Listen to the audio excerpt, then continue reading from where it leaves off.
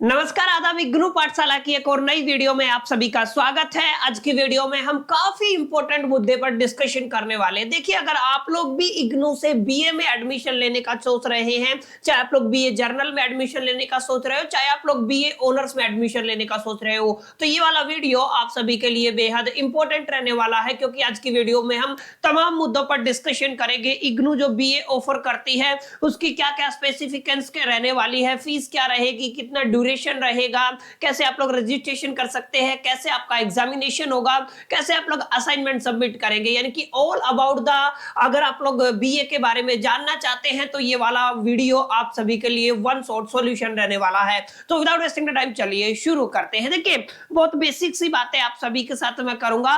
जैसा कि आप सभी को पता है, इग्नू एक ऐसा यूनिवर्सिटी है जो आपको दो तरीके के कोर्सेज ऑफर करता है। एक तो आपका मोड रहता है ओडीएल, यानी कि ओपन डिस्टेंस लर्निंग मोड, जहां पे इनके मैक्सिमम स्टूडेंट्स एग्जिस्ट करते हैं। और रिसेंटली पिछले कुछ टाइम में इन्होंने एक और मोड लॉन्च किया है जो है आपका ऑनलाइन मोड। देखिए, ऑनलाइन मोड की तरफ रिसेंटली बहुत कम बच्चे जाते हैं। इग्नू जानी जाती है उसके ओपन डिस्टेंस लर्निंग मोड के नाम से, और इसी ओपन डिस्टेंस लर्निंग मोड के अकॉर्डिंग इग्नू आपको 350 के आसपास कोर्सेज ऑफर करती है। जो एग्जैक्ट डेटा है वो करीब 330 के आसपास है। तो ये वो सारे कोर्सेज है जहां पे under graduation programme, post graduation programme, degree, diploma, तमाम जितने भी कोर्सेज है इग्नू ऑफर करती है वो आ जाते हैं। तो एक कॉन्सेप्ट ये होगा कि इग्नू अपने आप में एक वाइड रेंज ऑफ कोर्सेज आपको ऑफर करती है। और इन सभी वाइड रेंज ऑफ कोर्सेज में अगर बात करूं अंडर ग्रेजुएशन की, तो अंडर ग्रेजुएशन के अंदर जो सबसे ज्यादा चूज किया जाता है जो सब्जेक्ट, वो होता है आपका बीए, जिसका फुल फॉर्म होता है बैचलर ऑफ आर्ट्स। ये काफी पॉपुलर कोर्स है इग्नू के अंदर,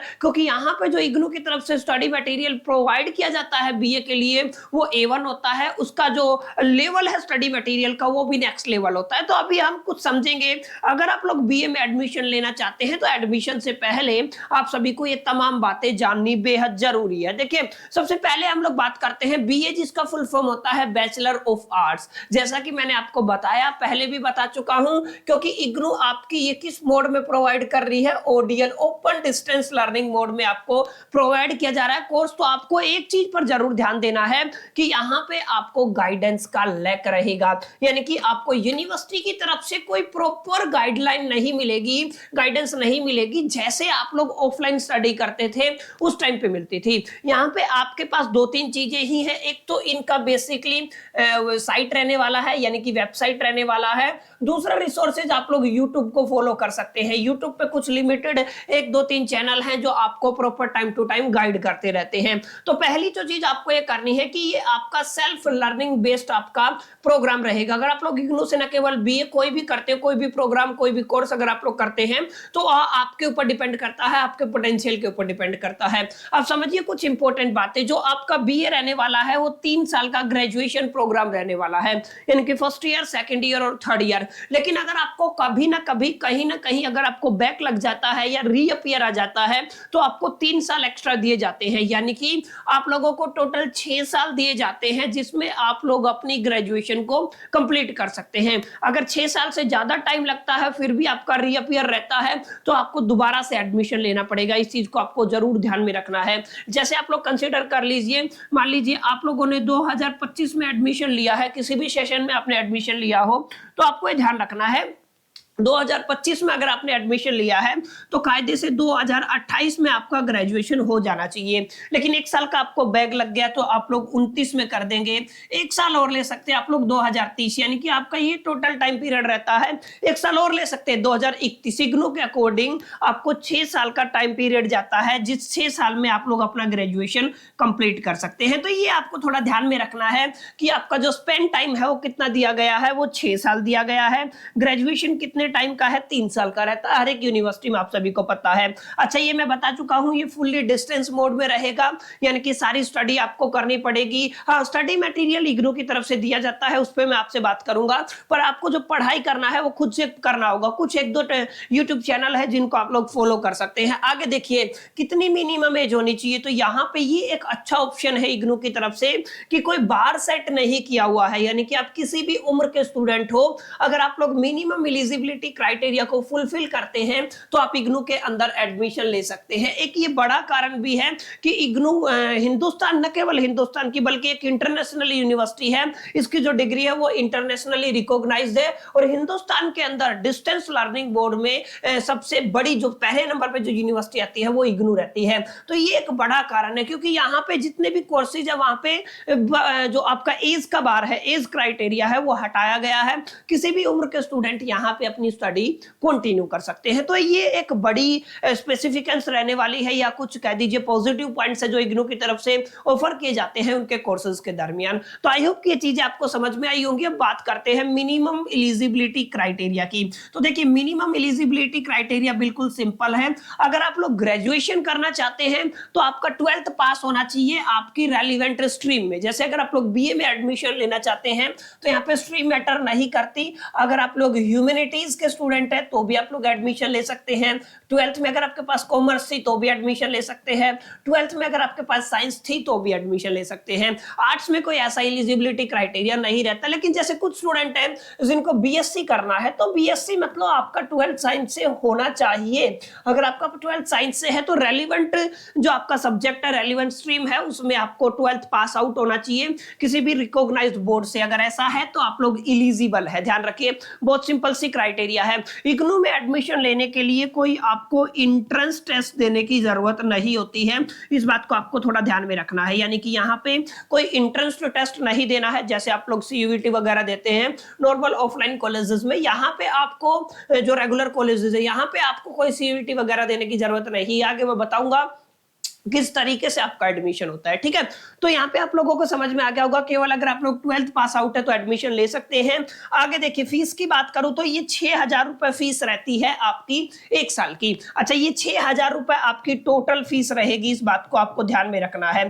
टोटल फीस मतलब आपकी रजिस्ट्रेशन फीस आ गई, आपकी एडमिशन फीस आ गई, टोटल 6,000 रुपए कॉस्ट करेगा आपको 1 साल। ये आपको थोड़ा ध्यान में रखना है, क्लियर। तो 6,000 रुपए के आसपास आपकी फीस रहने वाली है। बहुत कम फीस में मान के चल सकता हूं कि जितनी अदर यूनिवर्सिटी के कंपैरिजन करें तो यहां पे सबसे कम फीस आपको देखने को मिलती है इग्नू के अंदर। तो ये एक अगला पॉजिटिव पॉइंट है। बात करें यहां पे स्टडी मटेरियल की।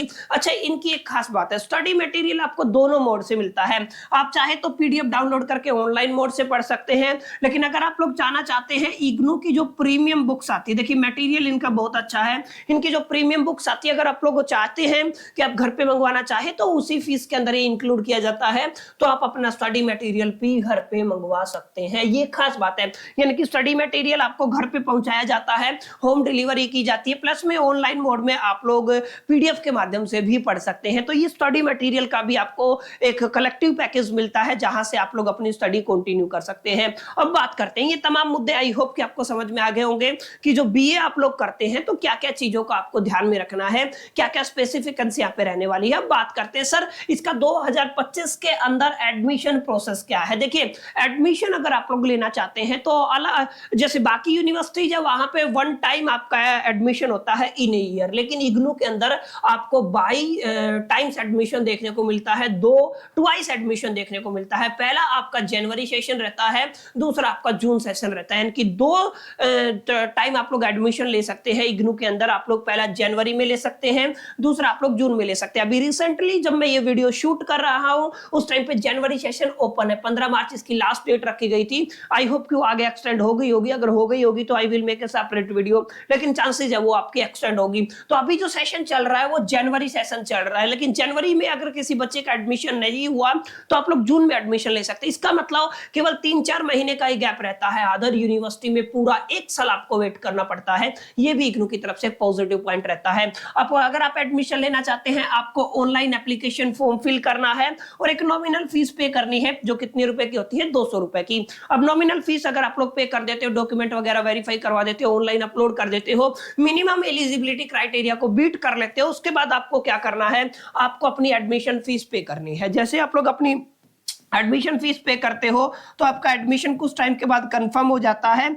और आपको आपका आईडी कार्ड वगैरह प्रोवाइड कर दिया जाता है। तो सिंपल सा प्रोसेस है, कोई ज्यादा डिफिकल्ट टास्क नहीं है कि किस तरीके से आपको एडमिशन लेना है इग्नू के अंदर। क्लियर? तो ये सारी बातें थी बीए प्रोग्राम के बारे में। आई होप की चीजें आपको समझ में आई होगी। अब हम थोड़ा और डिटेल में चलेंगे, बीए प्रोग्राम को समझने की कोशिश करेंगे। बीए प्रोग्राम के अंदर क्या क्या स्पेशलाइजेशन होती है। देखिए, बीए जर्नल भी है और बीए ऑनर्स भी है। जैसा कि आप सभी को पता है, कोई भी ग्रेजुएशन प्रोग्राम है, एक तो आपका पास कोर्स होता है जिसको आप लोग प्रोग्राम कहते हैं, ठीक है ना, और दूसरा होता है आपका ऑनर्स का। तो यहाँ पे अगर आप लोग बीए प्रोग्राम करना चाहते हैं ना, तो बीए प्रोग्राम स्पेसिफिकली कुछ लैंग्वेजेस में कराया जाता है। जैसे अगर आप लोग बीए प्रोग्राम कर सकते हैं जर्नली हिंदी के साथ कर सकते हैं, आप लोग इंग्लिश के साथ कर सकते हैं, अच्छा आप लोग संस्कृत के साथ कर सकते हैं, और अगर आप लोग उर्दू से करना चाहें तो उर्दू से भी कर सकते हैं। यानी कि बीए प्रोग्राम आप 4 स्पेसिफिक कोर्सेज के साथ कर सकते हैं। बीए प्रोग्राम जैसे बीए जर्नल इन इंग्लिश कर सकते हैं, उसके बाद अगर आप लोग देखेंगे बीए जर्नल हिंदी कर सकते हैं, बीए जर्नल उर्दू कर सकते हैं, और बीए जर्नल संस्कृत कर सकते हैं। ये आपको थोड़ा ध्यान में रखना। अगर आप लोग पास कोर्स से करना चाहते हैं, जर्नल से करना चाहते हैं, ठीक है। लेकिन अगर आप लोग ऑनर्स की तरफ जाना चाहते हैं तो ऑनर्स के अंदर बीए ऑनर्स साइकोलॉजी है, बीए ऑनर्स इकोनॉमिक्स है, बीए ऑनर्स पॉलिटिकल साइंस है। ध्यान से समझ लीजिए, आप लोग साइकोलॉजी से भी कर सकते हैं, इकोनॉमिक्स से भी कर सकते हैं, पॉलिटिकल साइंस से भी कर सकते हैं, आप लोग सोशलॉजी से भी कर सकते हैं। 1 2 3 4 यानी कि 4 ऑनर्स प्रोग्राम दिए गए हैं और 4 आपको जर्नल प्रोग्राम दिए गए हैं। तो आप लोग BA journal Hindi, English, Urdu और संस्कृत से कर सकते हैं, BA honours psychology, economics, political science और सोशलॉजी से कर सकते हैं। तो ये कुछ बेसिक बातें हैं जिनका जानना आप सभी के लिए बेहद जरूरी है। तो आई होप कि बीए से रिलेटेड तमाम जितनी भी चीजें थी आपको क्लियर होगी। अब आप समझिए 2 एक्स्ट्रा पॉइंट, 2 इंपॉर्टेंट बातें। एडमिशन ले लिया, सब कुछ हो गया, अब आपका एग्जामिनेशन मोड कैसा होगा। देखिए, आपका एग्जाम होगा ऑफलाइन मोड में, ये तो बात क्लियर है। आपका जो एग्जाम है वो ऑफलाइन मोड में होता है, और ऑफलाइन मोड में जो भी आपका रीजनल सेंटर रहेगा, आरसी जिसको कहते हो, उस रीजनल सेंटर पे आपके एग्जामिनेशन होंगे। लेकिन कुछ इंपॉर्टेंट बातें हैं जिनको आप लोगों को जरूर ध्यान में रखना है। बीए के अंदर असाइनमेंट सिस्टम चलता है, असाइनमेंट आपको सबमिट करना पड़ता है। कुछ ऐसे रीजनल सेंटर है जहां पे ऑनलाइन सबमिशन हो जाता है, कुछ ऐसे रीजनल सेंटर है जहां पे ऑफलाइन आपका असाइनमेंट सबमिट होता है। तो ये that is depending upon your regional centre कि आप लोग आपका रीजनल सेंटर ने गाइडलाइन जो जारी किया है उसके अकॉर्डिंग आपको ऑनलाइन सबमिट करना है या ऑफलाइन सबमिट करना है। तो यहाँ पे आप लोग असाइनमेंट सबमिट करेंगे, डायरेक्ट एग्जामिनेशन देंगे, इसके अलावा आपको कोई और भड़क लेने की जरूरत नहीं है। एक इंपॉर्टेंट बात, अगर आप लोग इग्नू से करते हैं तो यूजीसी वेरीफाइड आपको ये डिग्री मिलती है, इंटरनेशनली रिकॉग्नाइज्ड ये डिग्री मिलती है, और ये जो डिग्री है ये आपके रेगुलर वाले बच्चों के साथ एकदम इक्विवेलेंट होती है। बहुत सारे बच्चों को ये लगता है कि यहाँ पे जो डिस्टेंस की जो डिग्री है या ऑनलाइन मोड की जो डिग्रियां हैं वो कम वैलिड होती है as compared to the regular. लेकिन यूजीसी की गाइडलाइन ये कहती है कि कहीं पे ऐसा कुछ नहीं है, चाहे आप लोग रेगुलर मोड से करें, ऑनलाइन मोड से करें, चाहे आप लोग डिस्टेंस मोड से करें, सारी डिग्रियों की वैलिडिटी बराबर होती है। ये तो एक इंटरनेशनली रिकॉग्नाइज्ड यूनिवर्सिटी है, तो ऐसा कुछ आपको सोचने की जरूरत नहीं है। तो ये तमाम बातें थी जो आपके इग्नू के अंदर बीए से जुड़ी हुई थी। आई होप कि जो भी सवालात आपके जहन में थे उनका जवाब आपको इस वीडियो में मिल गया होगा। फिर भी कुछ रहता है तो let me know in the comment box, और आई होप कि आपको ये वीडियो पसंद आया होगा। वीडियो पसंद आया तो इसे लाइक करना ना भूलिएगा, जितने भी मैक्सिमम फ्रेंड्स हैं उनके साथ शेयर कर दीजिएगा। फर्स्ट टाइम चैनल पे आए हैं तो प्लीज चैनल को सब्सक्राइब जरूर कर लीजिएगा। चलिए इस वीडियो में इतना ही, मिलते नेक्स्ट वीडियो में, जब तक के लिए मैं all the best, lucky plan.